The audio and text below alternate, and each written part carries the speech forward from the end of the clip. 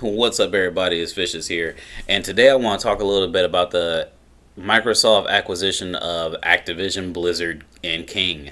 I don't know if they were just name that all together, or if it's just different entities. I don't really keep up with Activision, Blizzard, or King, to be honest. So I don't know, but it's a grand acquisition. It's a very impressive acquisition by Microsoft. And anybody who knows me, I'm a PlayStation fan. So, I'm a PlayStation fan and I own a PC, so I'm pretty heavy into PC shit. I love to mod. There's a lot of games I plan on getting for PC, and really, none of this really affects me like that because I could just buy all these games on PC when they inevitably release for PC, or hell, even on Game Pass, really. Because they're supposed to release these on Game Pass. But I wanted to talk a little bit about this because there seems to be a bit of discourse surrounding the acquisition. There's a couple different schools of thought, and I really would just want to go over a few. So, the first school of thought is this is terrible for the industry, and this is going to alienate a lot of players. I think that this is going to definitely alienate a couple of people. For me, I do feel a little sad for the fact that Crash and Spyro now belong to Xbox. It feels so backwards. It kind of makes me wish that at least, Sony would have at least tried to grab those IPs a long time ago, because now they're on Xbox and really nothing makes sense anymore. Phil Spencer, the guy who's in charge of all this, he said that he was not going to keep every game to Xbox or whatever, that he's definitely going to keep some multi-plat. But then I've seen some people saying that he backtracked on that Bethesda thing. So I don't know. I don't know how that's going to work out. I do think that is weird, but I think that's where it really stops there. I don't know if this is going to be good or bad for the industry because I see this as competition. This is a lot of Western titles, a lot of big Western titles that they just acquired. And honestly, I don't care about most of them. I'll be the first one to tell you, I do not care about Overwatch. I don't care about Diablo. I don't care about Call of Duty. I don't care about World of Warcraft. I only played Candy Crush a little bit when I was in middle school. Well, no, it was high school on someone else's phone. And I don't know what StarCraft is. My friend likes StarCraft. Whatever. Tony Hawk games, they belong to Activision. But these are the images that they put out here. So I was watching Digital Foundry's video, and they were saying that you definitely can see exactly what they're excited to get the most, and it seems to be these few games. Which brings me to my next point, really. So a lot of people think that they're going to make Crash and Spyro come back, which I hope that's true. There's no reason for me to not hope for that. Crash and Spyro are very near and dear to my heart. They're some of my favorite video game mascots, you see. So, of course, I want them to have another game. Not necessarily from the teams that made Crash 4. Oh, was it Beanox? Did they make Crash 4, or was it Toys for Bob?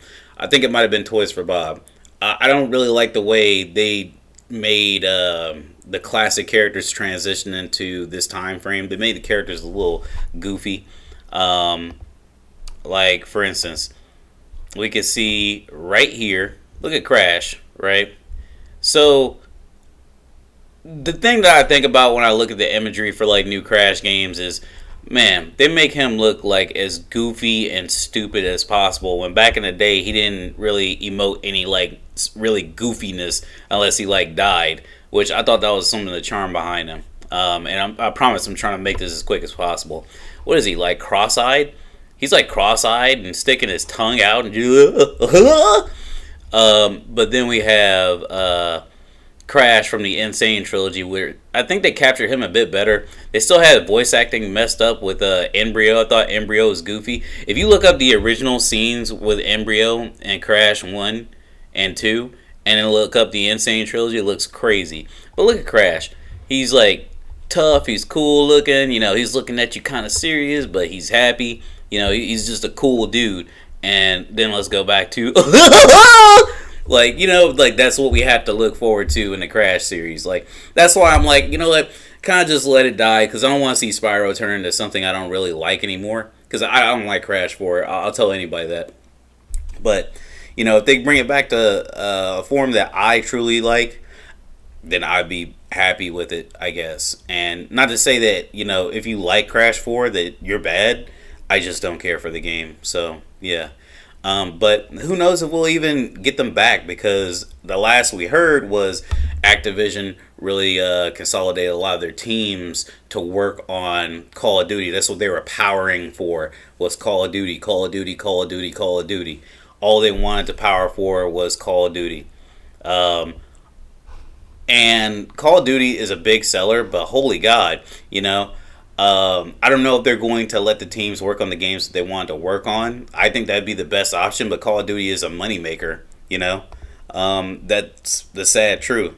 And plus, how do we even know they're going to bring mascots back? Like, Banjo-Kazooie has been missing from, like, mainstream media since the 90s, really.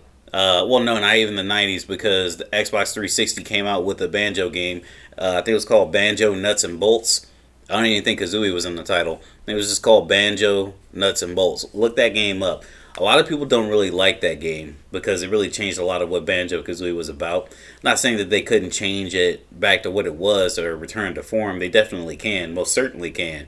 But ever since that release on Xbox 360, they haven't really came back to this series. The next time we would see Banjo-Kazooie, let's say Banjo-Kazooie Nuts and Bolts came out in 2013. Actually, let me look that up. Let's look that up. Let's go on a field trip.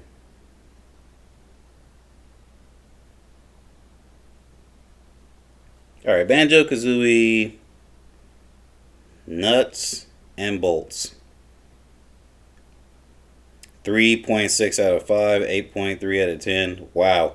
This sure changed because a lot of people I know didn't like it. I'm gonna have to look at the Metacritic.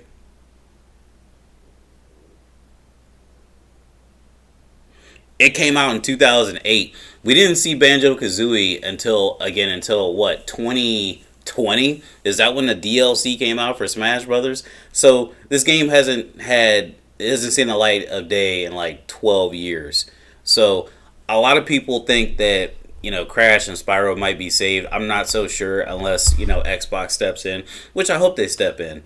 But anyway, that's enough of my like personal thoughts on how I think what I think about Banjo-Kazooie and Spyro. And now let's talk about the industry. So there's been a lot of acquisitions lately. Sony's been making a lot of acquisitions on smaller teams, and really I think they're more focused on like big picture things, like when they acquire Funimation, they acquire Crunchyroll and Viz Media. So they basically have all the anime outlets that they possibly can get.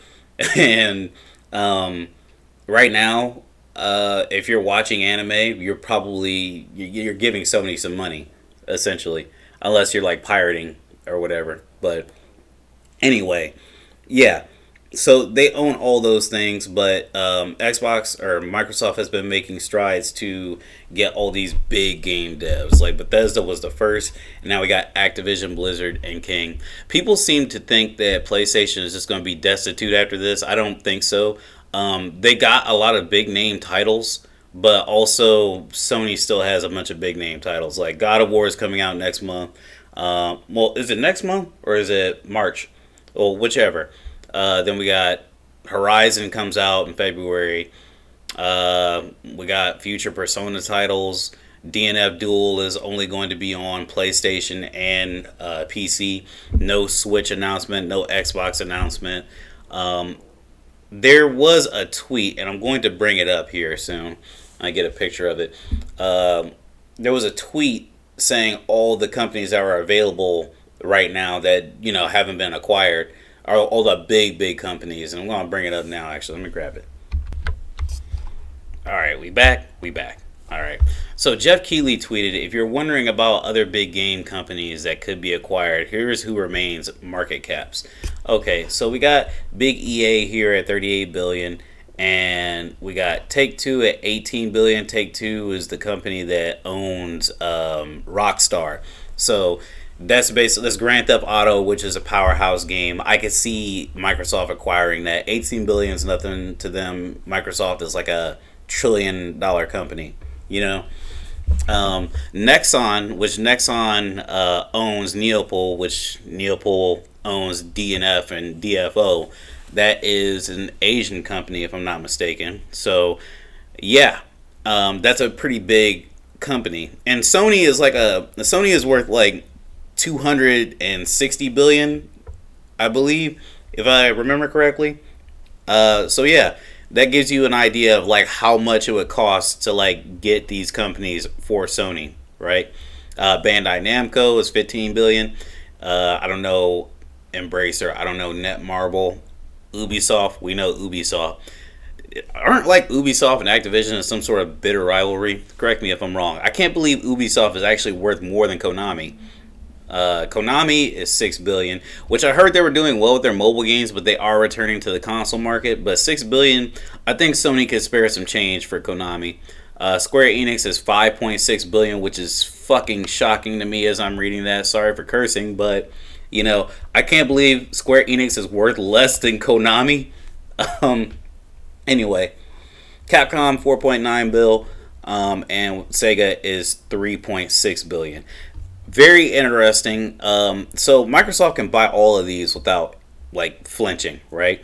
But I do want Sony to take some of these, to be honest, just to like even the playing field.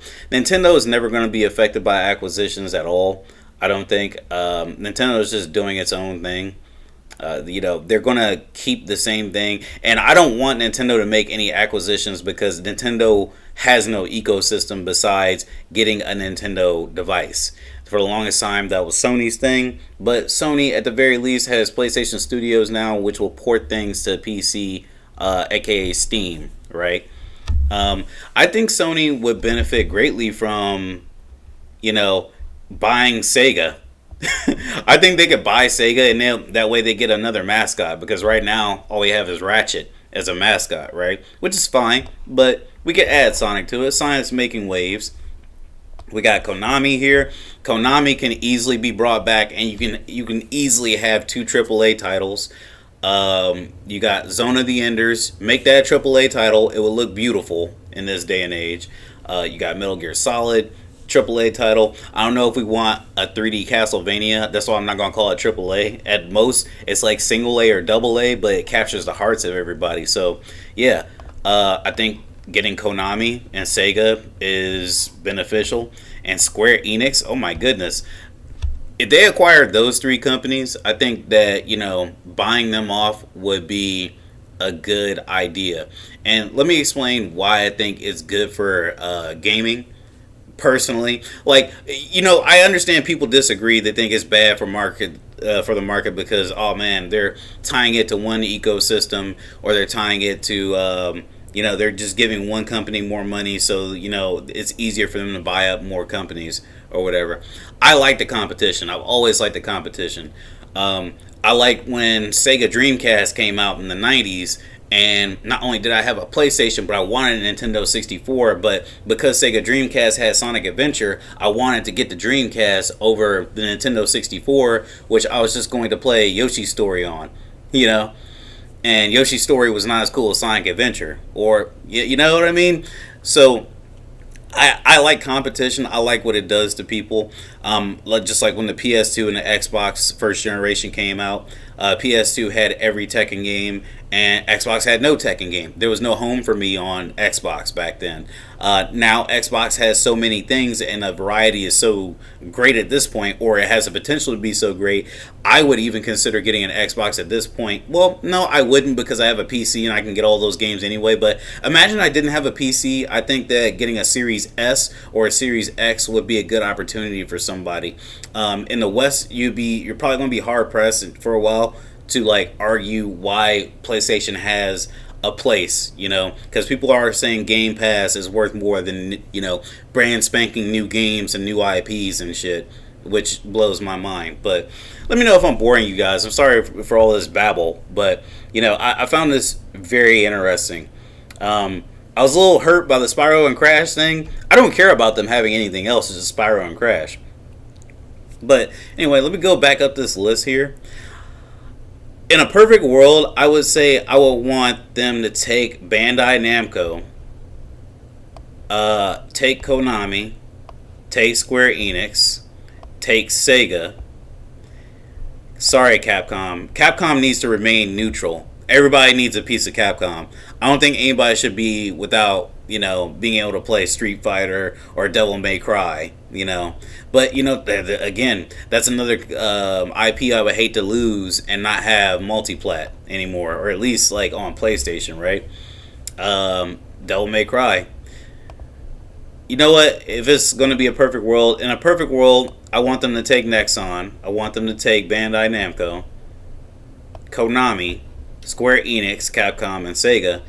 And I also want them to buy Arc System Works. And that would take a huge chunk out of, the funds Sony has, I'm sure. But I think those would be great acquisitions, You have Nexon, DFO, that's an MMO. I don't think Sony has a real big MMO on its side, right? And Square Enix has an MMO.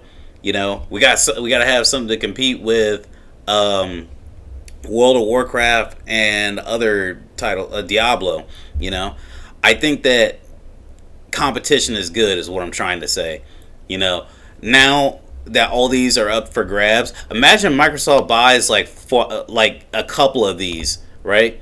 Then the only one that you're gonna see is like Konami, Square Enix, Capcom, and Sega on PlayStation. They're like multi-plat anyway, so you'd be hard pressed to even argue to get a PlayStation in the West.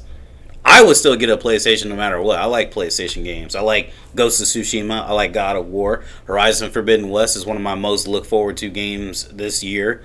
Might be my game of the year. I'm not going to X DNF Duel out like most people do. I think fighting games, you can personally judge them as your game of the year. So, yeah, DNF Duel, which is owned by Nexon. Stay away, Microsoft. Man, this is we're in a crazy day and age where like Microsoft could just buy the whole thing. But you know what? If they did, I'd be prepared for it because I got a PC. Everybody else is just gonna have to like jump ship, which makes me think, what next? Is Microsoft just gonna buy Sony? Who knows? Anyway, that's enough rambling for me. I'm gonna take off. You guys take it easy.